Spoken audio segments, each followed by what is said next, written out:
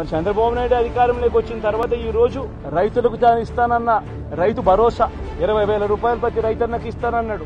వ్యవసాయం స్టార్ట్ అయింది, ఖరీఫ్ మొదలైంది, పంటలు వేగంగా వేస్తా ఉన్నారు రైతన్నలు. ఇంతవరకు రైతు భరోసా 10,000-20,000 రూపాయలు ఇస్తానన్న దానికి అతి గతి లేదు. బడులు మొదలయ్యాయి. అమ్మఒడి కింద జగన్ 15,000 ఇస్తాను అని అంటే కాదు, చంద్రబాబు నాయుడు వస్తే ఎంతమంది పిల్లలుంటే అంతమందికి ఇస్తాడు, ప్రతి ఒక్కరికి 15,000 ఇస్తాడు అని చెప్పారు. రాష్ట్రంలో 1 కోటి మందికి పైగా పిల్లలు బడియీడు పిల్లలు ఉన్నారు. బడులు స్టార్ట్ అయ్యాయి. ఆ ప్రతి తల్లి కూడా అడుగుతా ఉంది, తల్లికి వందనం అని పేరు పెట్టావు, అమ్మఒడి అనే పథకాన్ని పేరు మార్చావు, మరి ఆ డబ్బులు ఏమైనాయని చెప్పి గవర్నెన్స్ మీద కాస్త ధ్యాస పెట్టి ఆ తల్లులకి ఇచ్చే డబ్బులు ఇచ్చే కార్యక్రమం చూడండి. ప్రతి అక్క చెల్లెమ్మకు 18 ఏళ్లు పైబడిన ప్రతి అక్క చెల్లెమ్మకు ప్రతి ఒక్కరికి 1,500 రూపాయలు ఇస్తామని చెప్పారు. అంటే సంవత్సరానికి 18,000 రూపాయలు.